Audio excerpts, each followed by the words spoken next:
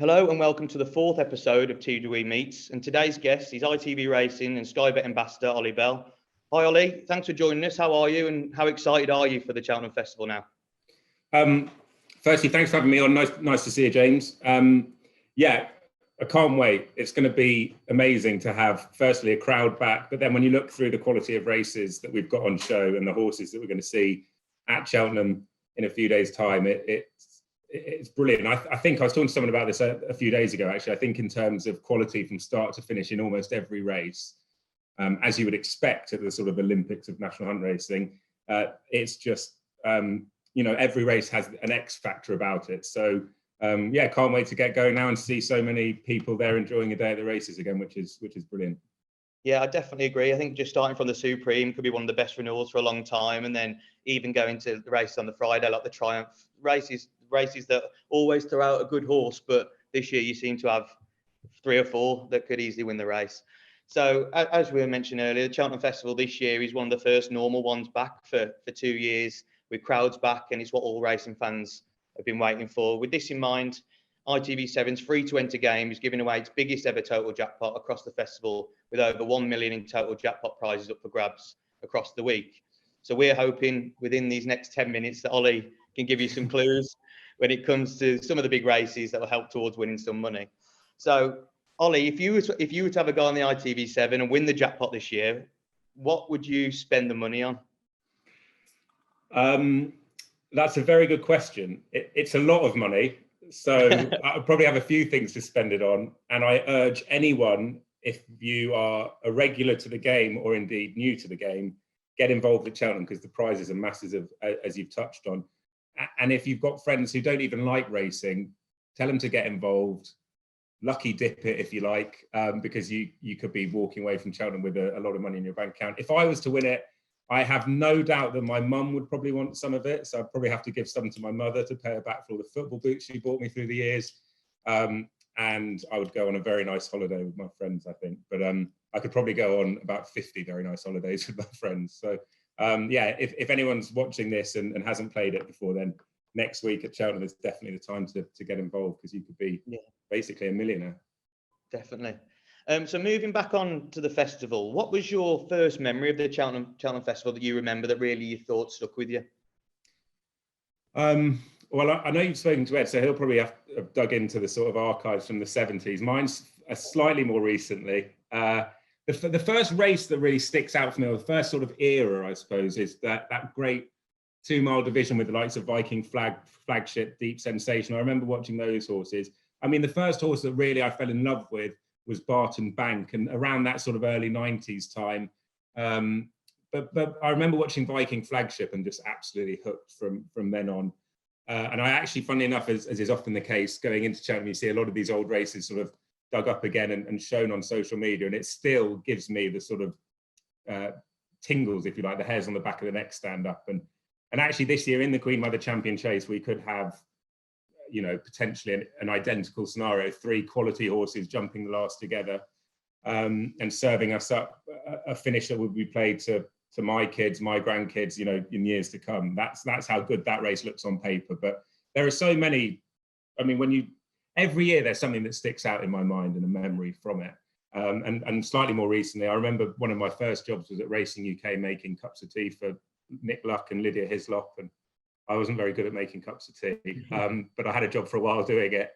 And it was when Corto Star and Denman were racing, and the buzz in the place then was, like nothing I've experienced before. And it was exceptional.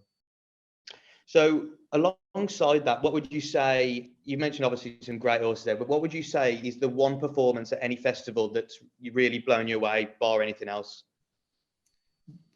I mean, there's some incredible performances. Probably O'Connor when he won. I mean, he was just phenomenal as a horse. And obviously it's very sad what happened to him later on in his life. But I remember that day, and the whole of Ireland was on him. It was a bit sort of Denoli-esque, really. And when he did what he did under Brian Cooper, who was, I think, probably only 18 or something at the time, I think everyone that was a real wow moment. But then you've had the likes of Sprinter Sacra, Masterminded. He was breathtaking when he won at Cheltenham. But I think O'Connor probably was the one performance, if I had to pick one, that really sticks out in my mind as you know, there's certain races and certain performances, Franklin, the Guineas, etc. When Arcona did what he did, that's when you thought you were seeing something like out of this world, basically. Yeah, definitely. It was a great performance. So moving on to this year's festival, and obviously the Gold Cup is the race that every punter wants to win, every trainer, every jockey. So who are you looking at? Who's your fancy this year in the Gold Cup? I keep changing my mind, to be honest, which doesn't help anyone. I know that we want to try and find ITV7 winners, but it's between two at the moment. Okay. Maybe three. And I'll probably end this by giving you 5 horses that could win the Gold Cup. It's very open. I think Galvin's got a chance. I'm slightly concerned there's not going to be a strong enough pace early on for Galvin. I think Aputard's good, and if there isn't a strong pace early, because I'm not convinced he totally stays a Gold Cup trip, given a sort of relentless Gold Cup anyway. And then the last year's winner, Manella Indo, I thought his run in Ireland last time out was good and encouraging, and he comes alive at Cheltenham. But the horse I like is actually, at the prices anyway, at this stage, probably Protectorat from Dan Skelton's yard. Looked really good at Aintree, was in the process of running a good race in the Paddy Power. Long Run actually was running in the Paddy Power when he was beaten before winning a Gold Cup off a lower mark than what Protectorat was running in, so it can be done. And he made a judging mistake that day. And also, so crucially, I think that he is a horse that can race on speed. So if they don't go that hard early, then I think he could get the run of the race. In saying all that, if it's soft ground, a horse at a big price, Royal Pagaille could come into it. So there we go. I've given you five horses. If I had to have a bet right this second, it would probably be on Protectorat. Okay. So as you said, not very really clear at all. I'm sorry, James. No, It's really open. But ITV7 are offering an extra £500,000 on the Friday if you are going to manage the winner in the Gold Cup. So it's definitely worth keeping in mind when going for the free-to-play game this year. And £500,000 on top of what you can already win already is just amazing. But as Ollie's just gone through 5, I'm not sure how easy it's going to be to find the winner this year. So we're going to have some questions now from our followers. And the first one is from Alan Davey. And this question is quite tricky. It's, what is the one Irish horse you think can't be beat and one British horse that can't be beat at this year's festival? I think the second part of that question is a lot harder to answer than the first. But thanks to Alan for the question. I think Allaho is the banker of the meeting in the Ryanair. I can't see a horse that will get close to him, to be honest. It'd be interesting if Conflated runs, who obviously won in Ireland, but even if he does, I think Allaho's a freak and will win the Ryanair.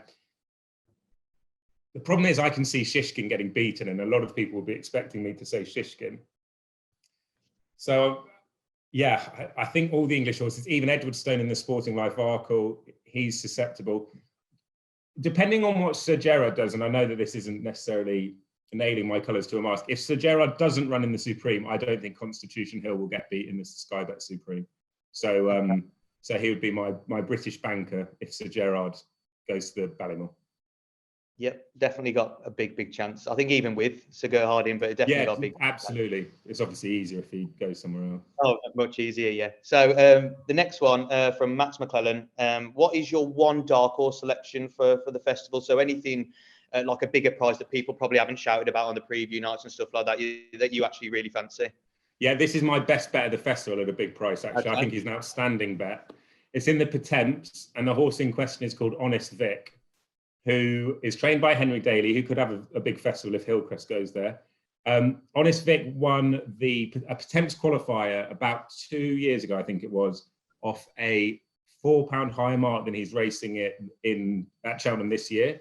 And he finished 5th in a Coral Cup at the festival. So he does have festival form. He won a 17-runner qualifier, so he's got a big field experience at Cheltenham as well. And Henry Daly recently was interviewed and said he did an exceptional piece of work. Now, obviously, I didn't see that, but the way Henry spoke about this piece of work and the form he's in was hugely encouraging. But irrespective of the sort of yard noise, if you look at it in terms of pure figures, he's got an outstanding chance, and he's around about 20, 25 to 1. So I think he's a huge player, and he'd be my best bet at the festival, actually, I think. Yeah, definitely. I think it's been nibbled at as well. I think 33 to 1 it was the start of maybe He'll Sunday. Drift again now. They've heard I've matched it. obviously this year there's so many big races we touched on at the start of the show. But what is the one race you are looking forward to most of this year's festival? Well, the Sky Bet Supreme, because at that stage, prior to the race, all my bets are still alive. Every horse I think will win will definitely still win in my head. But the race on paper as well, I honestly think it's about as good a Supreme potentially as I can remember, really. You've got Constitution Hill, potentially Seguera, John Bon, Dysart Dynamo. You've got a few at bigger prices, Kilcruit, that are slightly forgotten about, but clearly very talented horses. And I think obviously outside of the obvious, because the Queen Mother Champion Chase on the Wednesday is going to be great. The Gold Cup's always brilliant. But the Sky Bet Supreme, for me, is going to be outstanding. And then it's the Arkle, Champion Hurdle with Honeysuckle. To be honest, I look forward to as much every race that's coming up, even the handicaps, because they're so difficult to work out, but there's good punting opportunities in them. But yeah, that Roar with the crowd back, I honestly can't tell people who haven't experienced it how special it is. It's going to be, this year will be like nothing else, I think. Yeah, I think you're definitely right. I think the Supreme for many is everyone's favourite for like the reason you said. All your bets are still live. You're looking forward to the day. Maybe after the Supreme, you're not so much, but yeah, it doesn't last long. Yeah, definitely. So, this is from Tom Edwards on Facebook. One horse that you think is well handicapped. I know you've already said in the Potents there's one, but is there another one that you think could run a big race in the handicaps that's got a nice mark? Yeah, definitely. I think the Glancing Queen, if she runs in the plate, she was behind L'Ompresse at Cheltenham and she jumps well. I think she's got a big chance in the plate. Langadan's an obvious one in the Martin Pipe. And actually, I don't want to claim this as my own, because the person who alerted me to it, Rishi Prasad, if he's ever watching this, and I'm sure he will, I was on a preview panel with him the other day, and in the Coral Cup, Unexpected Party is 9-1, around the 9-1 mark. Gal Road actually beat Unexpected Party earlier in the season and is £11 better off and is nearly twice the price of Unexpected Party. So again, looking at it sort of very literally, the price differential is wrong there. So Glancing Queen's a handicapper that I think if she runs that route will go very close, and Gal Road is another to keep an eye on. Yeah, two good shouts. And just final question for our followers, this one from Jack Martirana, and he's simply, what is your nap, lay, and each way best shout for the festival? Nap would be Allaho in the Ryanair, which is pretty boring. My lay will be less boring. I would lay Shishkin in the Champion Chase. Okay. I think he's too short. There's lots of good horses taking him on, and he probably had quite a hard race at Ascot, and he didn't jump great that day. So he can't make those errors at Cheltenham. So I'll take him on. And the each way outsider would be Honest Vic in the Potents. So those would be my three answers there. Well, Ollie, thanks so much for your insight and answering all ours and our followers' questions. And everyone watching, please remember to like this video and subscribe to the Winners Enclosure channel with plenty of other Cheltenham Festival content coming up. And please don't forget to get involved with the ITV7 320 game. Obviously, this year we spoke about the 500,000 if we win the Gold Cup and over £1 million in total jackpot prizes across the week. So good luck to everyone who gets involved. And Ollie, thanks again for answering all the questions. No worries, James. You do great work at the Winners Enclosure, so I'll be checking out during Cheltenham, and I hope everyone has a great week.